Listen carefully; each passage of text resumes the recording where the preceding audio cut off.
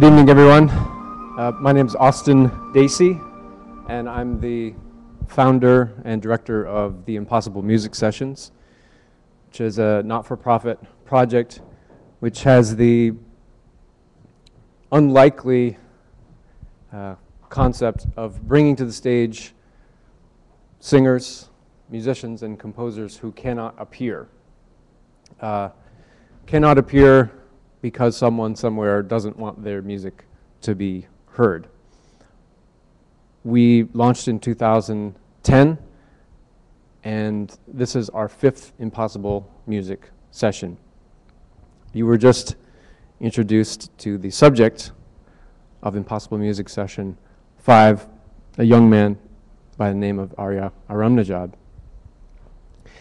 He cannot be here tonight because he sits in prison in Iran for writing and distributing this song, which you just saw with English subtitles.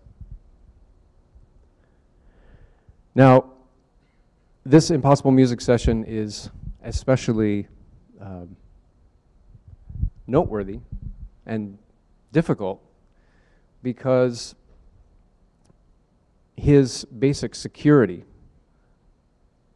and the security of his loved ones is obviously in significant risk and danger. And so not only is he not here, but for all we know, he is not aware of this event. The event, however, is being webcast into Iran and around the world. So I want to thank you for being here, and in the next hour and a half, you're going to learn more about this case, and in so doing, learn more about others like it.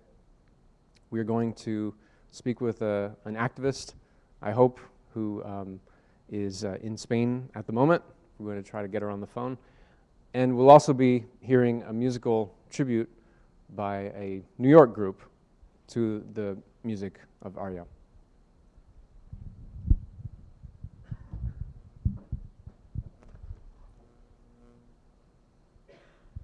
So, one of the things that we found in trying to organize this event, and we'll speak more about it soon, is that Arya's song is controversial, not only amongst the self-appointed authorities of the Islamic Republic of Iran, but also amongst many secular Iranians. As you see, it's invoking all kinds of religious imagery, invoking the Shia story of Imam Hussein in an attempt to turn it against the regime. But before we get into that, and I hope to hear from you as well, I want to try to learn a little bit more about Arya's case. I'm going to try to reach Puna, who is an activist who's been closely involved in this case.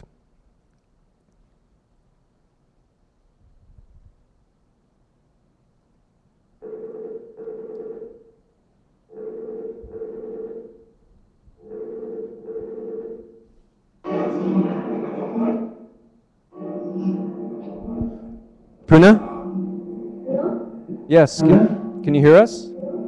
Yes, can you hear us?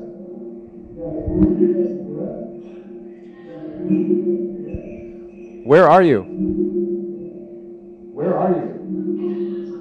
Hello? Hello? Yes, we're getting a bit of an echo. Can you hear me? Yes, we're getting a bit of an echo. Can you hear me?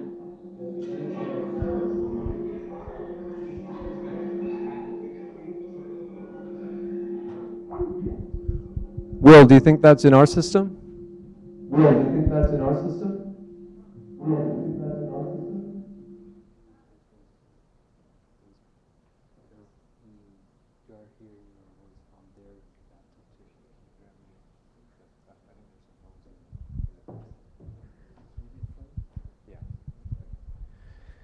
It's about 3 in the morning where she is, so I'm not. She seems to be having more fun than I am at this moment.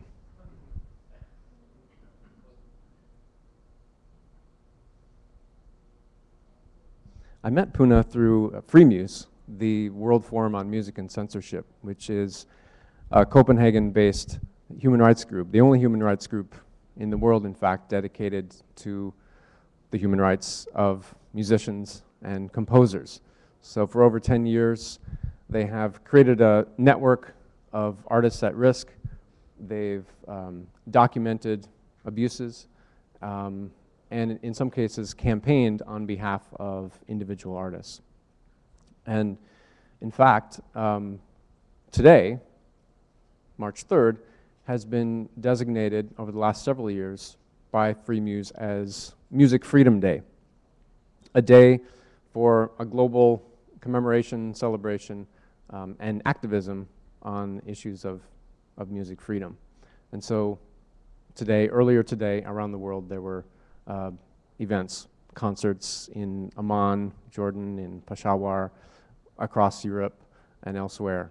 So this is the final and the only New York event in Music Freedom Day. Can we find some headphones? I said they should use headphones, not you.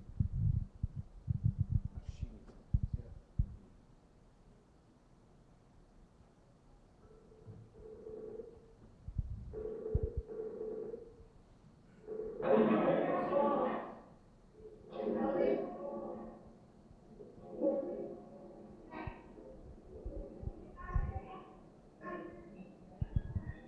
Puna? Yes, just a second. That sounds better. Okay.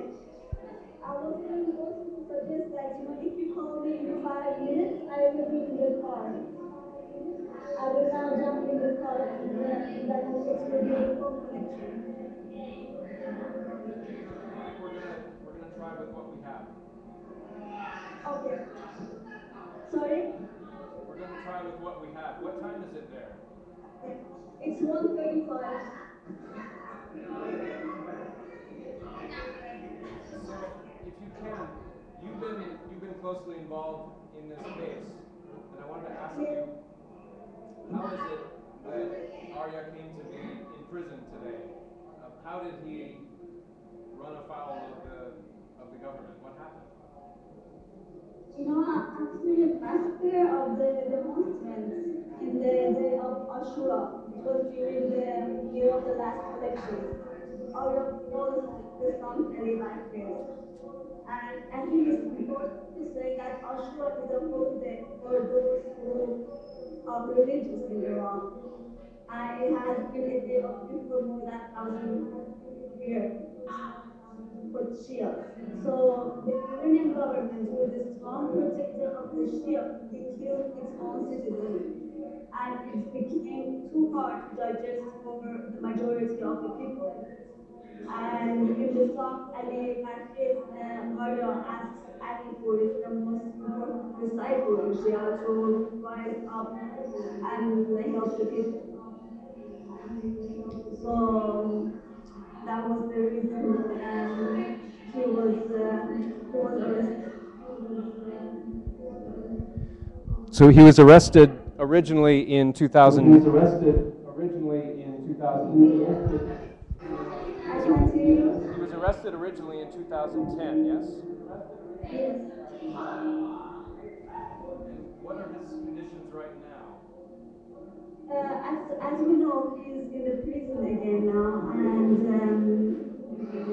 the first court condemned him for putting country's security in danger, and he is now waiting for the second court to complete the charges against him.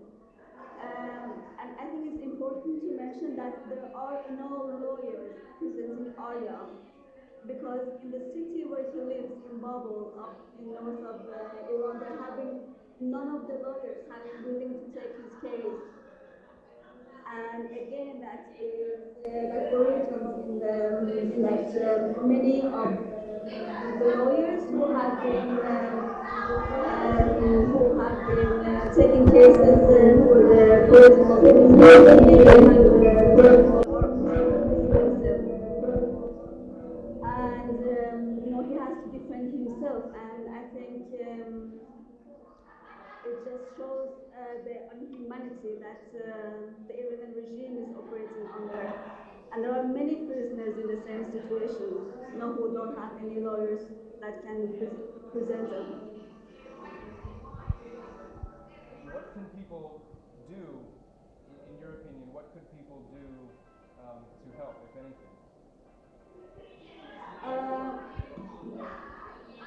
I think you're very lucky because we live in an age of information now, and like what I did was to contact the music union in the country where I live, and send them letters, and then they send it to CMUs who arranged this, who wrote a bill to the Iranian government.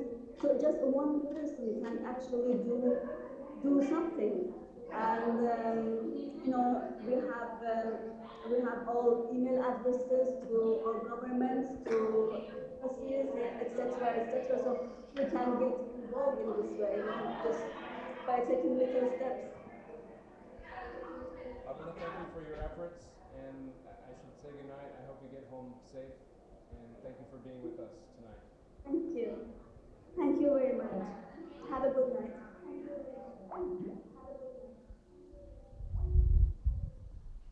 My apologies for the sound quality, but I hope you heard that she pointed out that Arya does not have access to a lawyer at the moment. A number of lawyers, as I understand it, have refused his case. We do have a remarkable testimony that he gave on the occasion of his first hearing in February of 2010. And I wanted to read a little bit from that testimony in translation to give you an idea of his treatment. He says, "I was arrested when the intelligence ministry agents broke into my house. They smashed up our furniture and rummaged through our belongings just to maximize their intimidation." This is the home of Arya and his wife. "This was all because of a song I had written that, according to the gentleman, had endangered the national security," as we heard Puna say. "After that, I spent 44 days in solitary confinement, where I was put under a series of emotional, mental, and physical tortures. Allow me to describe just a small part of what I was put through. Hurling insults and profanities to belittle me, even ridiculing the way I looked, intimidating me by threatening to arrest my wife, even though she had no political activities or played a role in anything I have done. Prison officials threatening me with execution. Keeping me in a 2-meter by 1.5 meter cell without any hygiene facilities that led to infected boils all over my body. Deliberate negligence in giving me my medication related to my heart problem. Putting me in a cell next to an inmate with AIDS and making me walk with bare feet on his blood after he had committed suicide by slashing his wrists." This list continues, and I will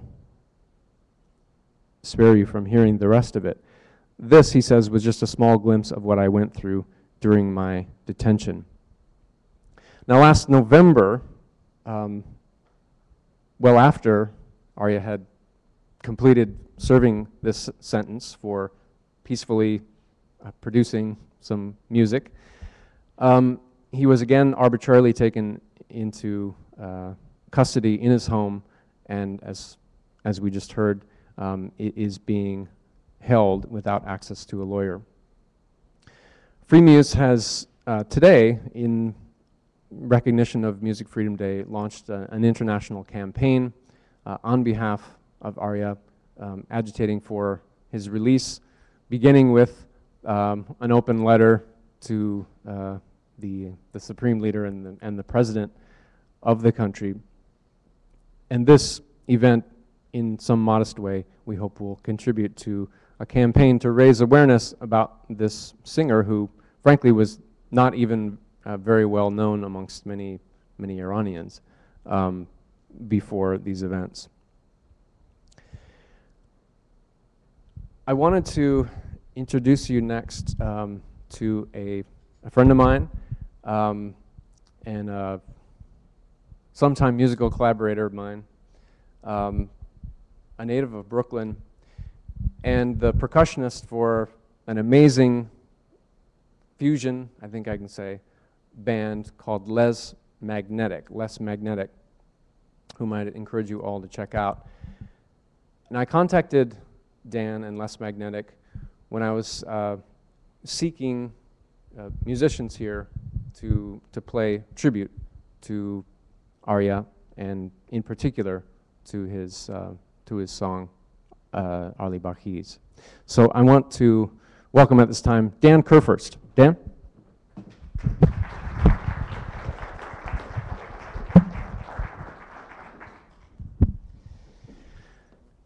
Thanks for coming out. Thank you. So I guess I should first ask why you got involved in this improbable event. Well, it's really interesting. Most of the musical situations I find myself in are, you would call jazz music, but Middle Eastern music has been a really strong area of interest of mine for the past 3 or 4 years. And I actually traveled to Istanbul, Turkey in 2009 to study Turkish and Iranian folk music, because lots of musicians move there to teach and perform, because it's a little better situation than a lot of other cities in the Middle East, such as places in Iran. So it was really interesting to sort of come full circle and for you to ask me to participate in Impossible Music with the situation coming from that part of the world. It's sort of a near and dear to my heart. So, and I have lots of friends that are musicians from those countries, either living here or living in the Middle East, and to be able to do this, on behalf of them and knowing sort of the situations that they come from means a lot. And we set out to find a vocalist to do the vocal line for this song, and without naming any names, we ran into some difficulties. Sure. So I have a teacher from Iran that I've studied with here for part of the past year, and he's a vocalist, and he was the first person I asked. And at first he was suspicious of the motives behind the event, and why people were concerned with helping people in Iran when there's so many problems here. And this is he had some concerns, and then beyond that, just for his own security, being able to return to the country where he still has family. And so he didn't work out. And then we, a friend of John, our bass players, knew a couple of possibilities, and a lot of them had the same reaction. They just sort of the security issues for them being able to return to the country. While a lot of them expressed sympathy towards what we were doing, just didn't feel they could put themselves in that position. So we, between the two of us, asked probably 5 or 6 people and got sort of a similar reaction from all of them. So, and I explored a number of other possibilities myself, and there were a number of people who couldn't appear, they felt, for the security of themselves or perhaps family back home. And this is important to realize, especially for those of us who are not familiar with these situations, that the reach of these governments is often surprisingly wide. And interestingly, I also had one person who declined to participate because she simply, as a secularist, as a Marxist, didn't feel comfortable with the religious content of the song, and didn't feel that she could, with integrity, speak those words in her voice. So it's a testament to the, I think, the bravery, some might say the foolhardiness of this man, in relative obscurity, not having enough celebrity to have immunity through his popularity from criticism, from suppression, to come out with this song that was not only so fiercely critical of the regime, but to do so by invoking these religious symbols. In fact, he explains what he meant by these religious invocations in his statement before the court. And I just wanted to share a little bit more of that.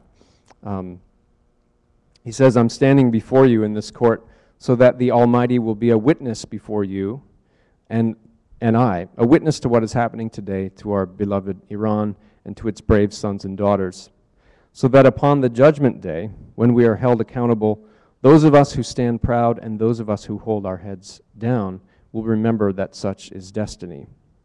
The final reward and punishment is only by God. If justice was the benchmark, instead of me standing trial today, it should have been those who have disgraced Iran and Islam who should be standing trial. The very people who want to plunder Iran's wealth and use Islam to cover up their despotism. After the Ashura uprising, which resulted in so many of my compatriots being killed, I felt it was my duty to condemn this inhumanity and use my musical talents in doing so.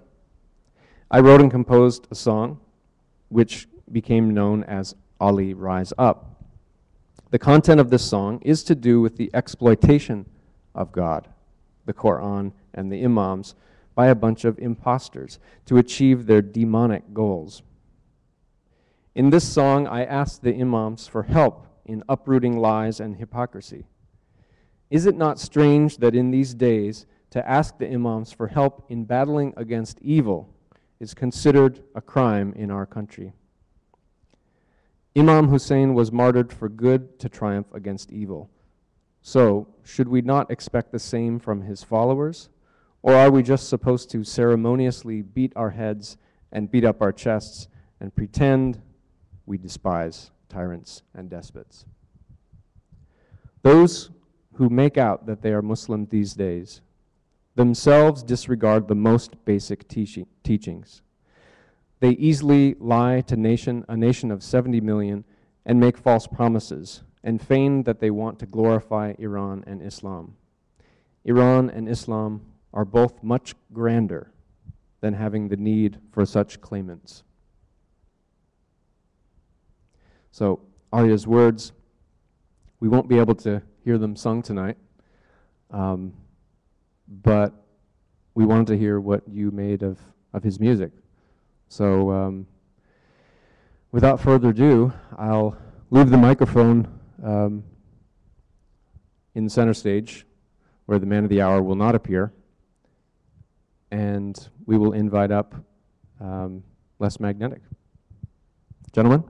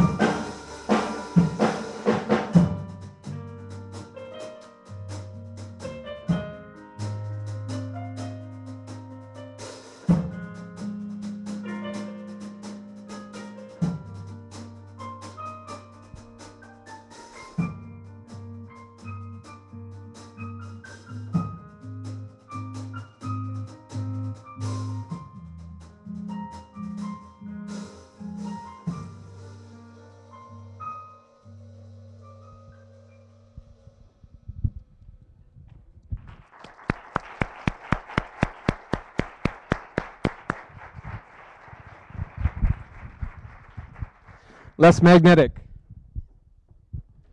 Thank you.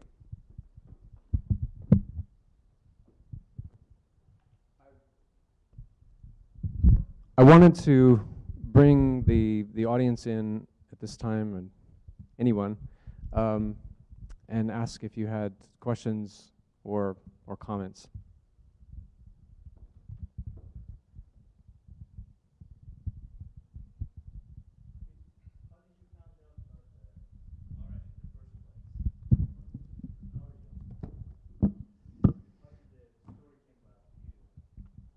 The question is, how did this story come to me?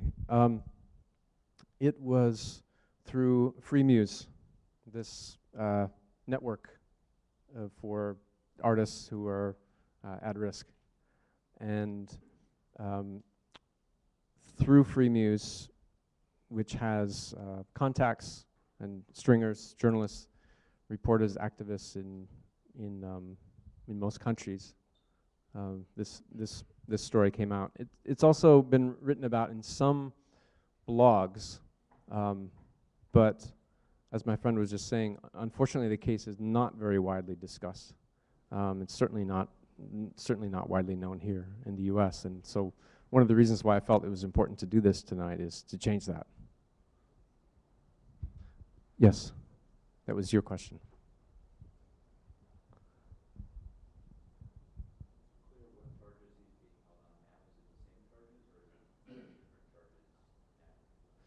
The question is he being held in the same charges, or are they different? The only thing that we've heard discussed is, again, threatening national security, which is a very common refrain for anyone involved with this opposition. But there's been very little transparency with the trial, as you might imagine. Yes, Sumit.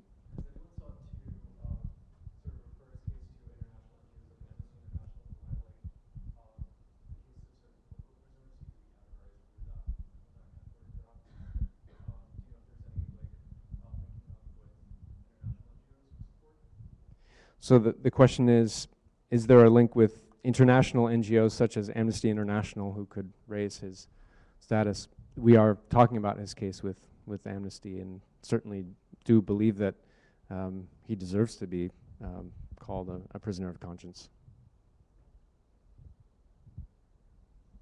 Yes. My question is actually about the religious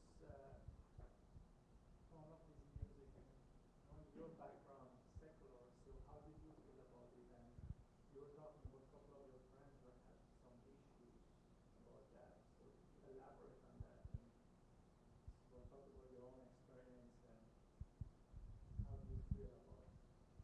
I understand the whole issue about seeing him as a prisoner in Iran, yes, but what about the message?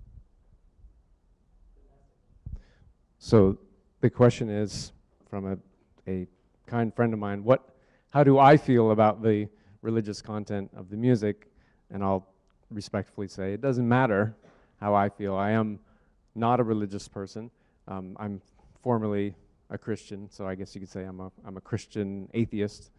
But that's irrelevant. I do, however, know that there is a great tradition, which I do respect, of religious dissidents and using the powerful symbols and moral ideals found in a religion to effect change. And I think what he's doing can be seen within that tradition. That's certainly the way I would see it. But at the end of the day, the way I read the lyrics to the song, it's not a crime against God that he is crying out against. It's a crime against humanity. The desecration of humanity, not the desecration of a religious symbol.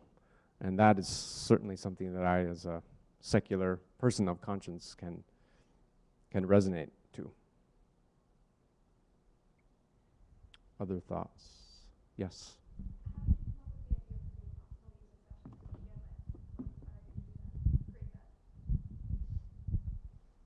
Well, I actually wanted to hear an Iranian band, and I couldn't because they were effectively marooned in Iran and couldn't get out. That had been having a very difficult time getting artist visas. So I thought I'd really like to see that band perform. At the time, I had gotten to know a Pashtun singer named Harun Bacha, who had recently come over to the US and gotten asylum for reasons of political persecution, of course, by the Taliban in the Northwest Frontier Province from which he hailed. And Harun and I became friends. He was living not too far from me in Brooklyn. Had to resort to taking a job bagging groceries, a pop star back in Peshawar. But he eventually created a new life for himself. He went, got a job with the Pashtun service of Radio Free Europe and lived in Washington. His family came over. He was able to start a new musical career for himself, and I was overjoyed for him, but also left wondering and thinking about those who cannot, or for reasons of their own, choose not to leave. How can their music be heard? How can it be brought where it belongs, to the stage? And that was where the idea came from.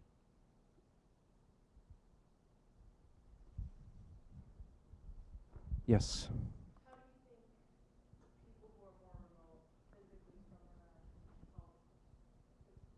Like, for example, if there's no attorney that can represent him in Iran, can like attorneys here give him pointers so he can represent himself in court?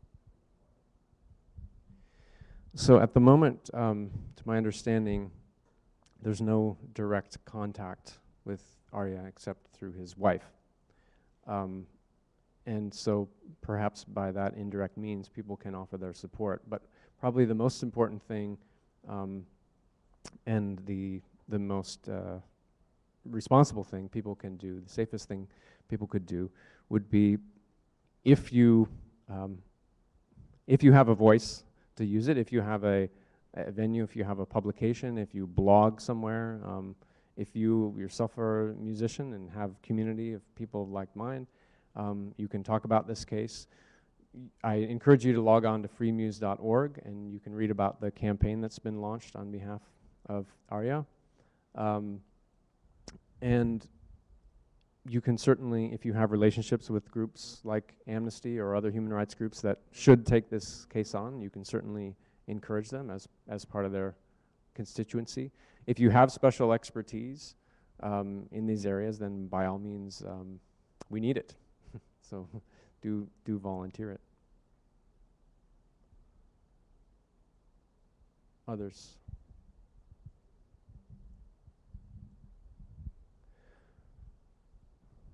Yes.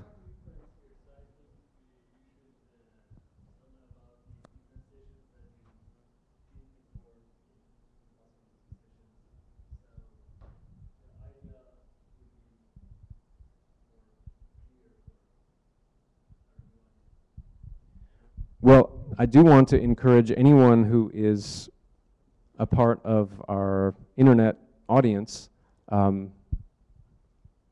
if they are unable to play because of unjust cultural or political or religious restrictions, they should contact us. If we will do our best to stage their music in whatever way we can. And they can just go to impossiblemusic.org and reach out to us. We would love to hear from anyone. We have done a series of events. The first one did feature an electronic rock band from Tehran. We've worked with political hip-hop artists from the West African nation of Guinea-Bissau. At the last session, we had a Cuban anti-Castro Christian rapper call up on the phone and laid down some rhymes on top of beats that were actually performed by this Iranian duo, the Casualty Process. we also did a session which was nearly as difficult to produce as this one, with a man named Lapiro de Mbanga, who was in prison at the time of the event in Douala, Cameroon, for a song that he had written lampooning the president and criticizing a power grab by the president, Paul Biya. The conditions that Arya is living in right now, and we heard some of them described, make the conditions of Lapiro seem like a pleasure spa. But he was in a cell with 50 other individuals, but for reasons that we still can't explain, he had access to his mobile phone at all times. So we were able to call him at 3 in the morning.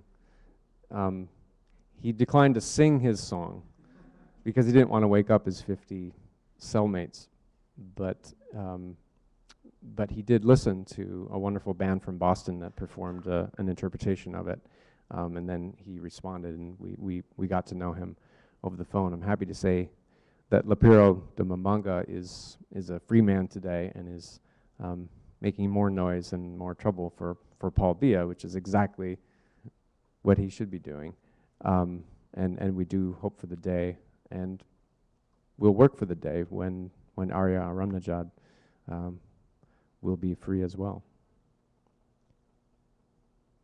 Yes? Could you talk about Impossible Music 6 at all? Is there a plan for that? Too many plans for that. I am actually trying to arrange an Impossible Music session that will feature devotional music, worship songs from an unregistered house church in mainland China. As you may know, there are tens of millions. The State Department estimates that maybe as many as 40 million Chinese Christians worship in these unapproved churches and are subject to various kinds of legal and extra legal harassment for that. So I've been spending a lot of time in evangelical Christian Chinese congregations in the Bay Area of California, which is an interesting experience for a white atheist. You should try it sometime. Made some friends. If there are no other comments, I wanted to ask everyone to join me in thanking the band, but we should introduce, again, this is Dan Kerfurst on percussion and John Mary on bass, and Campbell Charche on piano. So please, once again, Les Magnetic.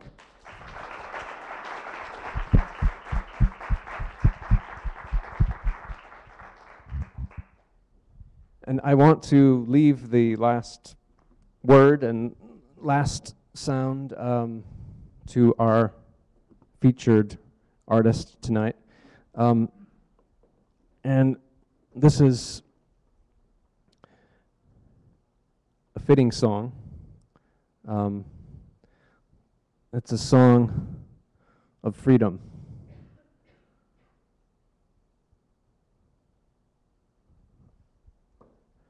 Azadi.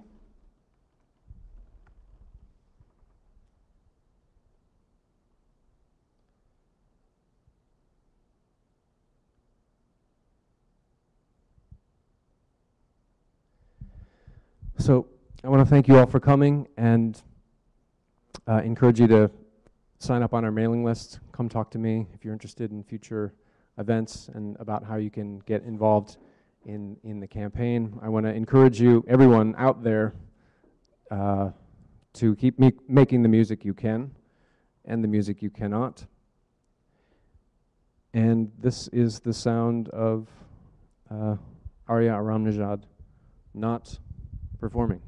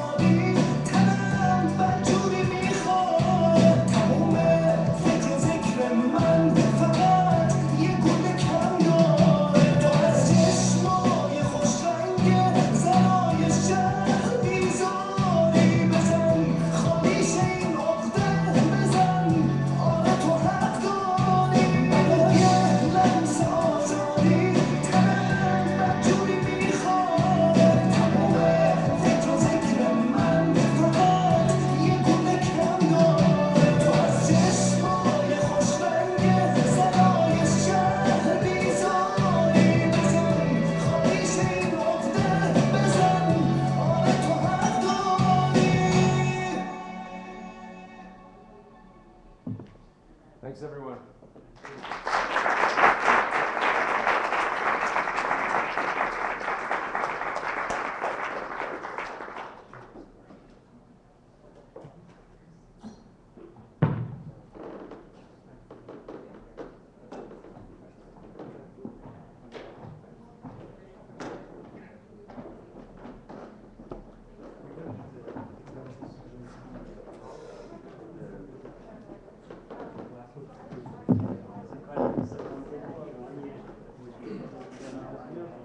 Yeah. You know what the other thing is? It didn't occur when you mentioned this, but he played the traditional Iranian and I guess he felt like it's not Iranian music really, but I sort of I came to disagree with that.